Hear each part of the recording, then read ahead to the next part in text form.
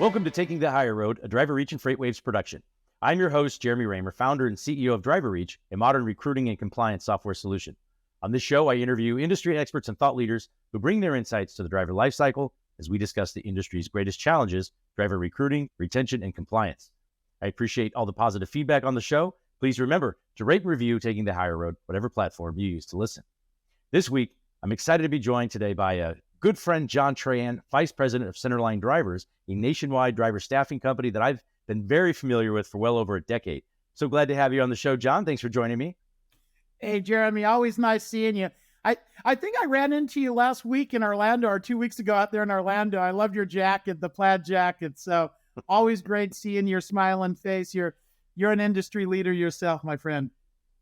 Well, that means a lot. I really appreciate that. And especially when you pay for those plaid jackets or whatever, you got to wear them. That's right. That's right. Now, I'm anxious to dive into your background, how you got your start in the trucking industry. And I'd also like to discuss the value prop for the concept of driver staffing, especially since I'm so familiar with it, as a former owner of a driver staffing company for so many years. And I'd like for you to share at least what all Centerline does, where the company's headed based on the, ever-changing and evolving transportation industry. And then I want to make sure that we save some time for a question from a listener during our deeper dive segment. Does that all work for you? Hey, I'm good with everything. And I don't mind sharing all the good stuff about Centerline and even a little bit of stuff about myself and my history. So perfect. Before we dive in there. Yeah. Well, what I was going to say is before we dive in there, I'm curious if there are any book recommendations, any that's something that we do at the top of the show all the time is there any sort of a book, maybe a podcast, anything that you've read or that's been impactful or influential to you? Well, I'm a big book guy, so I read a lot of books, but this one's going to floor you, Jeremy. The book that I recently dusted off after probably 35 years, it was the last time I read it, was my favorite book, The Education of a Bodybuilder by Arnold Schwarzenegger. That book, more than I think anything, really shaped my life about being competitive, about working hard and, being fair to other people and just, no matter where you're from, no matter what your foundation, you can make it in America as long as you're able to put the work into it, the effort, dedication, and don't be a little afraid of a little bit of pain mixed in with it. And you can be very successful in whatever you do. And that book, Education of a Bodybuilder by Arnold Schwarzenegger, greatest example of that in my life. I love that. No one has recommended that book. You get some good to great and stuff like that every once in a while, and a handful of other business-related books. That's a great one. It's a great suggestion. I'll add it to my Goodreads list. I don't know if you have the app Goodreads, but it's a great app to put, indicate books that you have already read or that you are reading or that you want to read. So I love that app. For all of those who are listening, download Goodreads. It's a great app to track all of your reading material. Please read Education of a Bodybuilder. You won't go wrong. Yeah, thank you for that. Now, tell us about your background, right? How'd you get involved in the trucking industry? Because I think you've been in it for, I don't know, 20, 30 years. 30 plus years. Yeah. So I got into it. A little bit about myself. So I grew up in between Southwest Louisiana and Central New Mexico. I have a unique Cajun background. My family, good-hearted Cajun folks, and we can trace our heritage back to the Grand Expulsion out of Nova Scotia to Southwest Louisiana. My last name, it's Trahan for the listening audience, but it's really Trahan. So we're a true Acadian family on my dad's side, and I'm a proud Cajun from that. But also on my mother's side, they were Spaniards. They came from Spain and France during the 1800s to New Mexico and settled a part of New Mexico and Valencia, Socorro counties, and that area around Mountain Air, New Mexico, became great cattle ranchers. So my family is in the cattle ranching business in New Mexico. My late grandfather was an influential person within the New Mexico Cattle Growers Association. And really from that unique lifestyle that I lived both in Louisiana and then summers out in New Mexico and hanging with my cousins and uncles on the ranch, learning how to drive alfalfa trucks and, big cattle trucks and stuff like that. I myself have been driving, more than 40 years now. Since I was a teenager, I've been driving heavy equipment and tractor trailers and stuff like that. So, and then the thing that really got me going was in the mid 70s or later 70s, watching that movie Convoy. And when those trucks came through Belen, New Mexico, and we were all standing out there cheering on the truckers, I thought to myself, man, I someday I want to be a part of that world, that trucking world, where it brings the old West, like the Pony Express, the cowboys, moving freight, moving goods along, but with a modern, spin on it, with a Kenworth or a Peterbilt or something like that. I fell in love with that, just that vision of the American truck driver and the truck driver songs that we used to listen to on AM radio, laying on our sleeping bags at night. And I just totally fell in love with the world of transportation and trucking in general. I did, prior to getting full blown into this transportation world, I was in the United States military. I was a airman in the Air Force security policeman. When I got out of my enlistment after 4 years, I decided, what can I still do to give back to my community, to the people out there in America? What's another adventure I can go into? And it was getting back into trucking, becoming actually a truck driver for a short period of my life. I drove trucks, on the interstate. I drove over the road. I've done it. I've slept in the tiny little sleepers in cab over trucks, many nights in my life. But I had to live that to say I did it. And it was true. It was an adventure, and it's a worthy profession, be an American truck driver. I left that and became more of a logistics person, an analyst, a manager, did engineered projects within the warehouse world with Leaseway and with Penske Logistics, until the point that I met Jill Quinn in Centerline in about 2010. And, that's what brought me to this great company, Centerline. This is where I'm going to retire from. And it's because of how we treat people, how we treat professional truck drivers, and anything we can do here at Centerline to make that a better place for the professional truck drivers. And that's a place I want to be. Well, there's a lot to unpack there. First of all, thank you for your service. I don't think I acknowledge that and say that enough for the folks that I talk to on the show, and I mean that sincerely. I know that all of us do, that all of us who are listening, and I'd also say, interestingly, your family's roots in cattle ranching. We have something in common there. I had family roots in Northwest Arkansas, cattle ranchers, the Fancher family, who sadly and tragically were murdered. It was it's called the Mountain Meadow Massacre, but it's well known, documented in American history, but in southern Utah in the 1850s.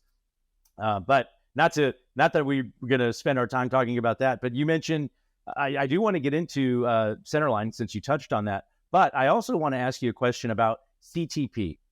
Right, you've got credentials, right? CTP credentials. Can you share with the audience what that means? I'm familiar with it, but I don't know that everybody is. What does that mean, and what's the process to earn that designation? Well, hey, it's a heck of a designation to have. It's a certified transportation professional through the National Private Truck Council. Great organization. No one's better than Gary Petty and Tom Moore, and how they help the community out, the private fleet community. Having this certification means a lot to me. The journey to get there, not easy. I mean, I've been through the SMEAL program and the logistics at Penn State University. I've been through, you name it. I've been through it. This CTP process, toughest thing I've ever went through. And as I was waiting for the results, those must have been the longest 2 weeks of my life. But you go through a fleet institute. Usually it happens in January of each year.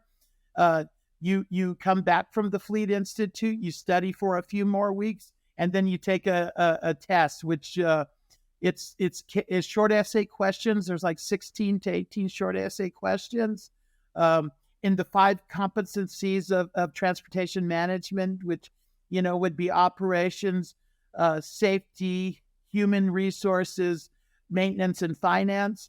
And you master each one of those at your level, as a transportation manager. So great program. I encourage anybody that's interested in getting credentials to go through the Fleet Institute.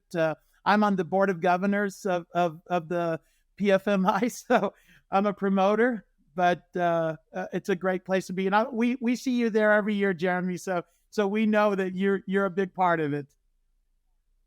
Well, I appreciate that, and thanks for sharing. Now, for those in the audience who don't know, could you please share who Centerline is and what you're doing for the industry?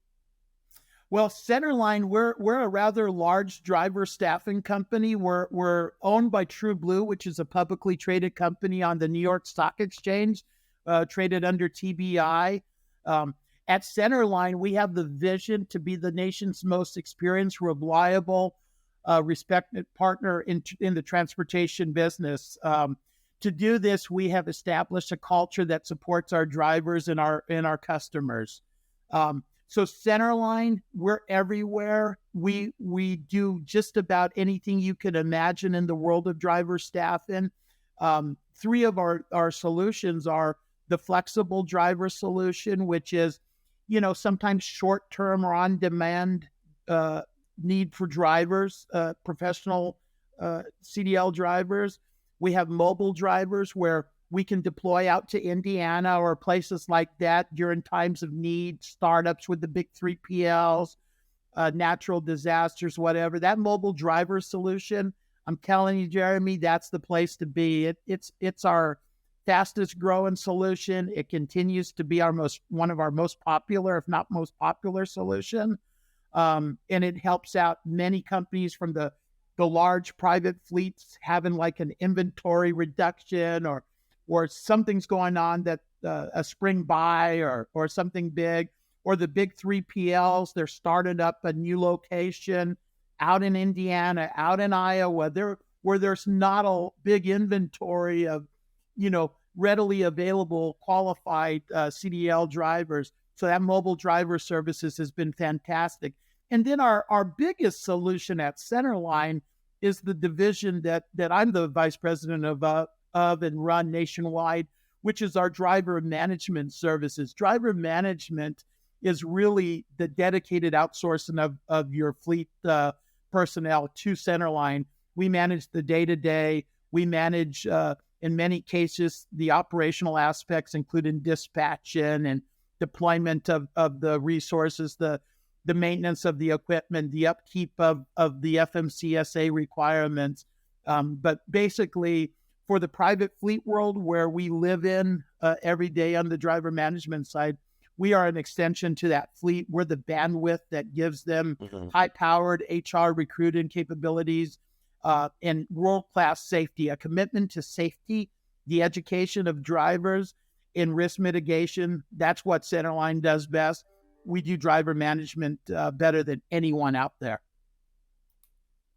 Well, and that's a good point, because private fleets generally, they make widgets, right? And then they have trucks to deliver those widgets, but their expertise is not necessarily in transportation. It's in widget making, or whatever their product or service is. And so, to your point, this is an area where you are an expert and you can be an extension for them and probably offload. You mentioned risk mitigation, probably offload some of the risks that they would otherwise have if they're doing that all on their own. Well, yeah, it's not so much the offloaded, it's the really just the removing of the risk through education to the drivers, by holding people accountable, by setting up realistic metrics that can drive efficiencies within your fleet, whether it's, you're trying to gain fuel efficiency or whatever you're trying to do. Our team will work closely with our clients to come up with a program that best suits their immediate need or their long-term strategic needs. There's no cookie cutter. We look at every situation the way it should be looked at. That's the most important thing to our client on that day. Let's figure this out together. Let's put resources together to provide a solution, whatever that may be. So let me ask you, I know as a former, again, I come from the staffing industry too, prior to DriverReach, something I'm super passionate about and have gone through some really good times and some really bad times. And so I remember how we had to adapt and adjust as a company in order to continue to continue to grow and continue to meet the needs of our customers. One of the challenges that I always had to address is this misconception that drivers from staffing agencies are lower quality, right? Especially on the flex side. Now I'm kind of maybe focusing more on the flex side than the dedicated side, but how do you address that today? Compared to, maybe a company who hires directly, they think, if they work for a staffing company, they must not be good enough to work for a legit, fleet. What are your thoughts? Well, for our friends in Texas, I call bull poop on that one. There's, if anything, you're getting you're getting a compliant professional driver when you're dealing with the big staffing companies in America. I mean, there's no shortcuts in our world. There's nothing. If anything, there needs to be more education to the client base on how to deploy professional, flexible drivers that are coming into your operation. I benefit from, I worked with driver staffing companies in my previous roles as I managed that rather large fleets across America in my 3PL days. And I used to tell my staff all the time, there's no difference between the agency drivers and our drivers. They're all part of our fleet.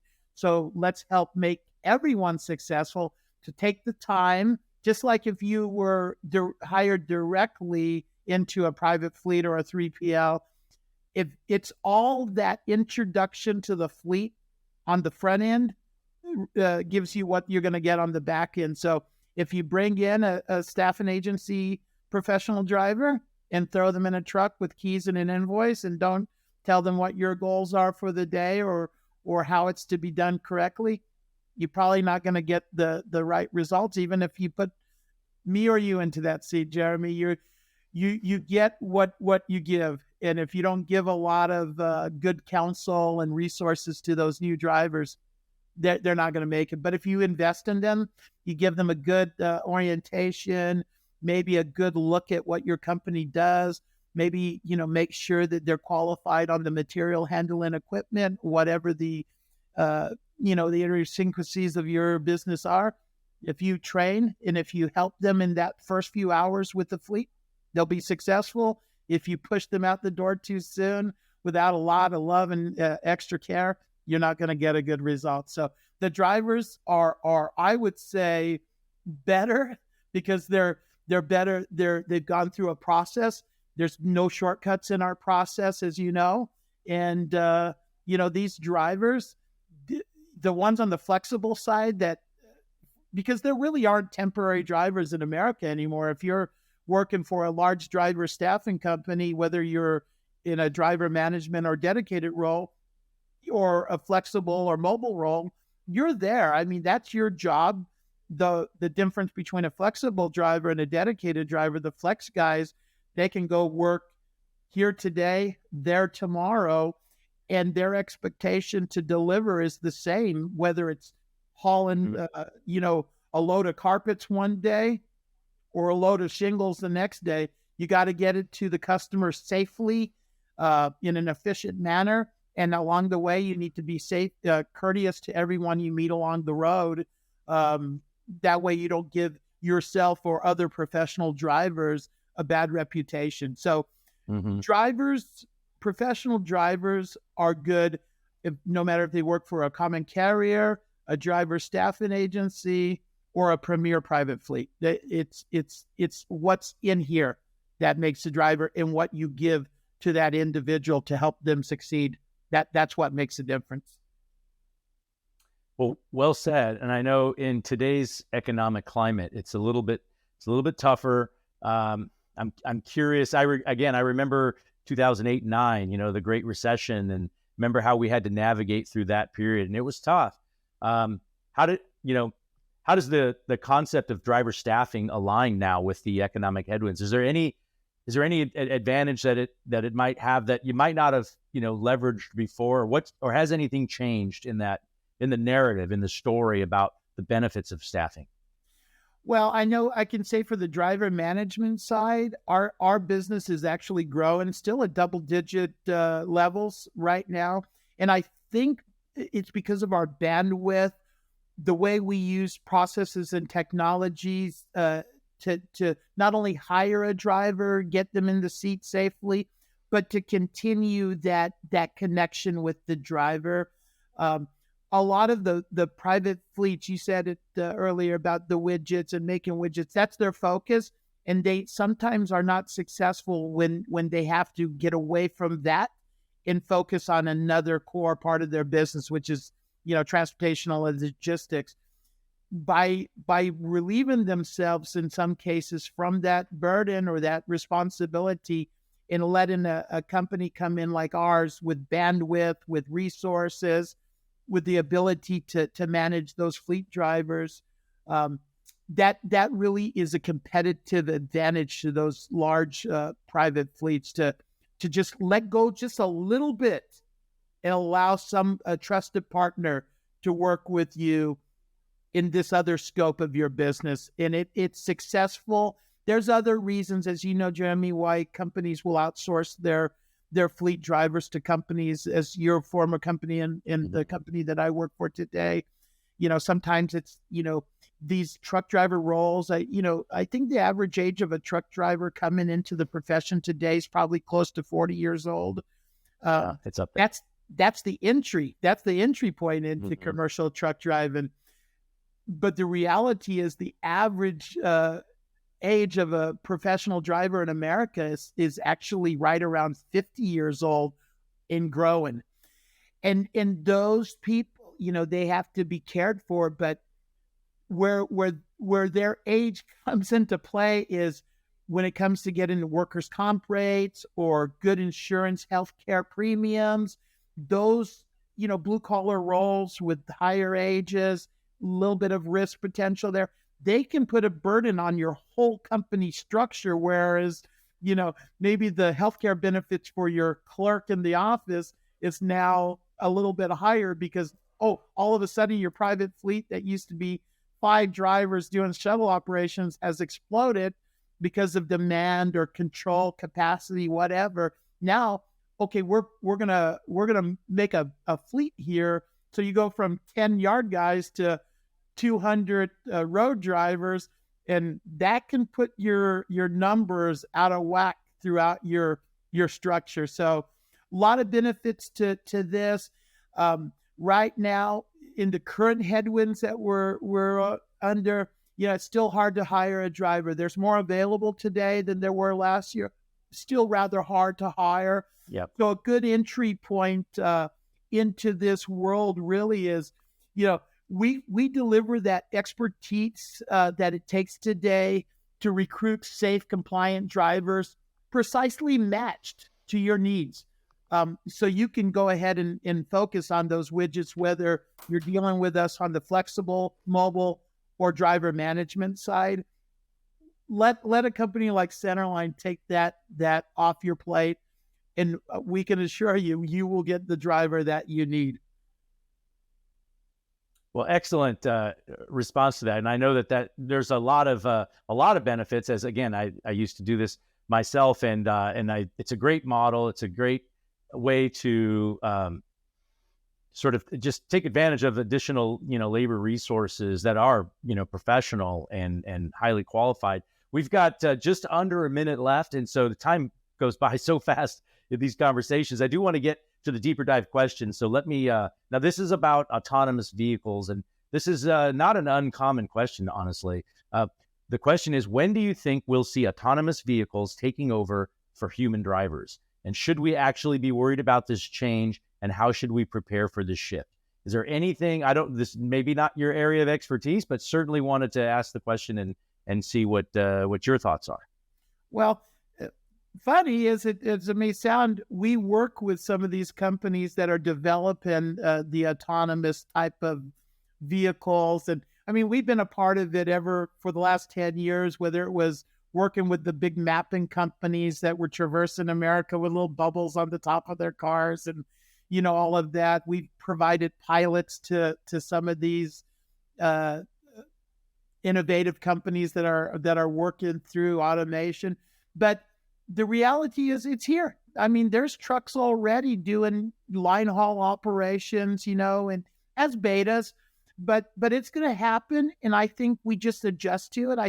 I think our professional drivers today in the future will become pilots or helpers to the automated truck. There'll still be professional truck drivers out there. Nobody's going to want to drive that alfalfa truck in New Mexico, or it'd be great to have automated on a logging road, but it's not going to happen. So automation's coming.